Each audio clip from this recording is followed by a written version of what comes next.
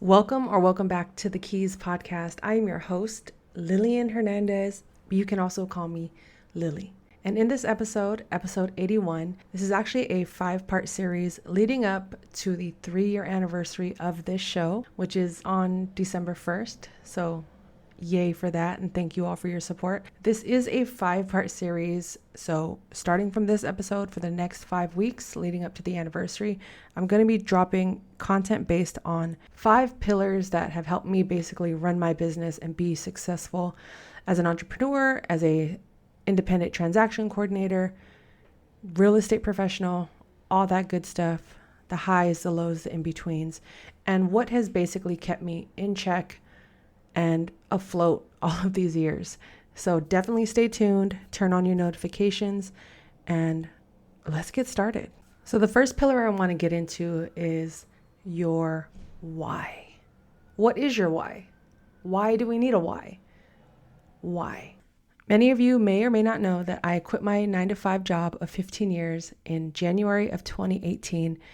My main priority at the time was honestly to be a caretaker. And I can get into the details of that story. I've mentioned it a few times over the course of this show, but without getting too deep, I basically had to take care of family, and my main priority was, how can I be home more? And this was way before working from home was even a thing. So in my mind, I figured, let me just go to my bosses and readjust my schedule. I'm not asking for too much. I'm willing to negotiate, but I just need them to hear me out. And long story short, they denied everything. They were willing to give me a raise, which I thought was awesome, but there was no amount of money at that time that was going to keep me at that office, which would require me to be kept away from my family, who was in need of help at that time. So I started to game plan and strategize.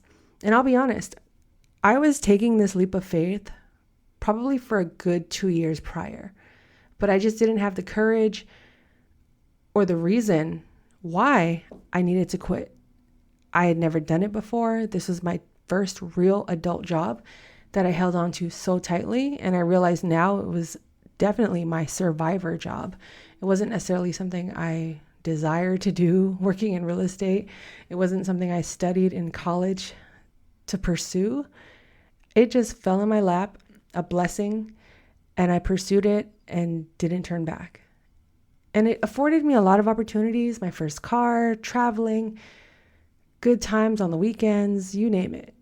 But after a while, when you start to work on yourself and you start to dig deeper, you start to realize that maybe there's more to this life than just sitting at this desk. And that's when I started to dig a little deeper, challenge myself. I knew I wasn't going to quit in 2016 or even 17, but I knew coming into 2017, I said 2018 is going to be the year. When? I don't know, but it's going to happen. Something spoke to me. So those 2 years prior, I said, okay, if I'm not ready to quit, if I don't know how to quit a job, what can I do to change my current circumstances today? So I did everything from changing how I got to work. I would take the bus, take BART, just to make things uncomfortable for myself, to force me to wake up earlier, to get more sunlight and sunshine, be amongst people on the bus, pay for the bus, walk to work those couple of blocks where the bus dropped me off. But ultimately, I stretched myself. I said, okay, instead of listening to music when I do drive, I'm going to listen to podcasts, audiobooks. And those subtle changes made a world of a difference. Even spending my lunch hour outside walking instead of in the office kitchen or at the restaurant down the street that I would frequently order my bacon cheeseburger and french fries from. So you can imagine my weight journey, unbeknownst to me, began because I started to walk everywhere. I was taking the bus. I was challenging myself. I would even walk home sometimes, which is not that close. But ultimately, I knew deep down that if I wanted to change my circumstances, what I was currently doing had to change. And if you're someone sitting out there in the world listening to this thinking, oh my God, I don't have 2 years to wait around. I got to do this now. I have to do this ASAP. Well, that's why we're going to talk about our why and why this is a 5-part series, because you definitely don't have to wait 2 years to take that leap. You can take it today. But from my experience, and some people are more adventurous and risky than I probably am. For me, it just took longer, and I'm so glad I waited that time, because once it happened, I was more than ready. So the importance of having a why is, in a way, your guiding light, your guiding force. It's the reasons why you do anything. For those moments when you're struggling the most, or even when you're doing well, you remember, yeah, this is why I'm doing it. These are my reasons. So those 2 years when I was sitting at my office, showing up every day, doing the work behind the scenes that no one really knew about, changing my habits, my why at the time was to get the hell out of here. Did I think it was going to take 2 years? Do I wish I could have done it sooner? Absolutely. But always no regrets. Because for 13 years prior to me finally taking that leap, I was so conditioned. So I had to do a lot of undoing in 2 years in order to set myself up for the next 5 to 10 years. And next year, January 2026, marks my 8th year as being a solo entrepreneur. And when they say patience is a virtue, that is actual factual, because I would not have made it this far without patience. But most importantly, without knowing my why, my whys through each stage, no matter how difficult it got or how unfamiliar the territory I was entering in, or how bleak the situation felt. Like, oh my God, I'm never going to get out of this office. What's it going to take? And sometimes life gets really real to the point where it forces you out of the situation you no longer belong in, or no longer aligns with you, or no longer serves you. And I don't wish for that to be the case for anyone. I wish for all of us to have an easeful, gradual, calm, nice exit out of whatever we're trying to get out of. But for me, it was one of those situations that, had they probably offered me just a little bit more money, I might still be working at that office, miserable, wondering, when am I going to get out of here? Discouraged, just always in survival mode, constantly. And my survival mode comes and goes, but I reflect back at working at that office and thinking, wow, I really put myself through it, because I had low self-esteem. I wasn't feeding my brain with encouraging words or even new knowledge. It was the same routine every single day. And once I realized that I'm in charge of the changes in my life, that I have to make things happen, that's when I realized, okay, what does the future look like, and why do I want that future? And one of the most common themes I've learned listening to podcasts, audiobooks, reading books, talking to different entrepreneurs was they had a strong why. And your why could be a word, it could be a sentence, it could be a paragraph, it could be a book, for all we know. But I knew once I got out of that 9-to-5 setting and I was fully on my own, as long as I maintained a lifestyle, and it was so simple, I just wanted to work and be location independent, have time freedom, and be able to wear no bra and sweats to work every day. Everything else in between or above that or below that honestly was a bonus.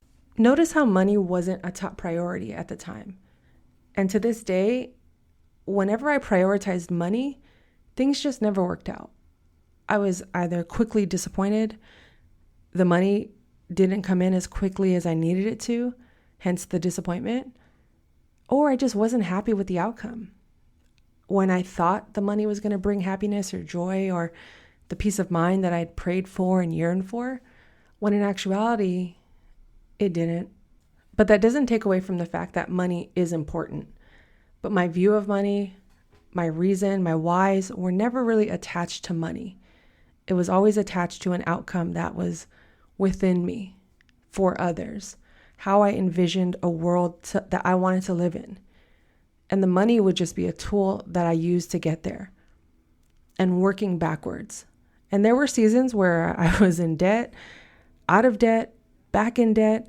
It's a roller coaster, but you have to maintain and stick to your why in order to stay motivated, to stay encouraged, to remember, okay, this is why I'm doing it. Or when something happens, meaning you achieved your goals, you're living the life that you dreamt of, you're living within your prayers. Maybe your why changes, it expands, it grows, it decreases, or you maintain it. But they are your whys, they are your reasons. And I asked myself, once I started to launch my TC business and doing this full time. I'm not going to hold you. The first, I'd say, year, it felt like I was holding my breath. But when I turned around and looked back and reflected, like, whoa, what did I just do?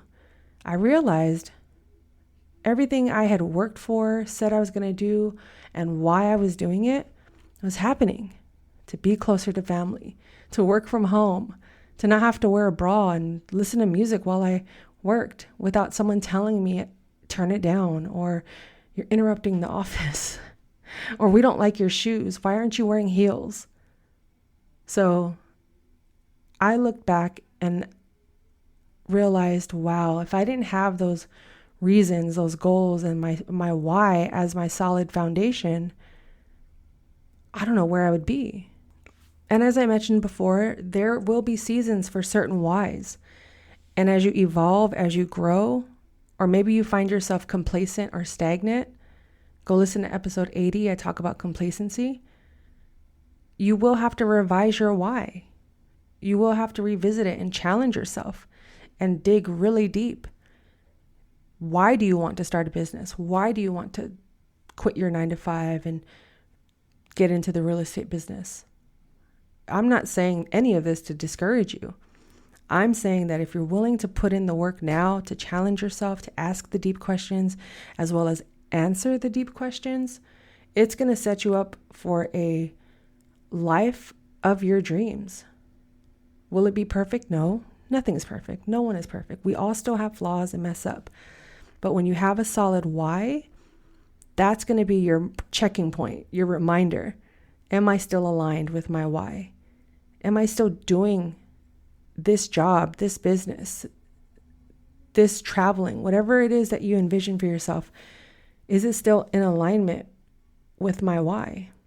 If not, okay, that's your sign just to pause, take a step back, and realize, where did I go wrong? What's going on? Like, how did I stray so far away that I lost sight of my actual reason why?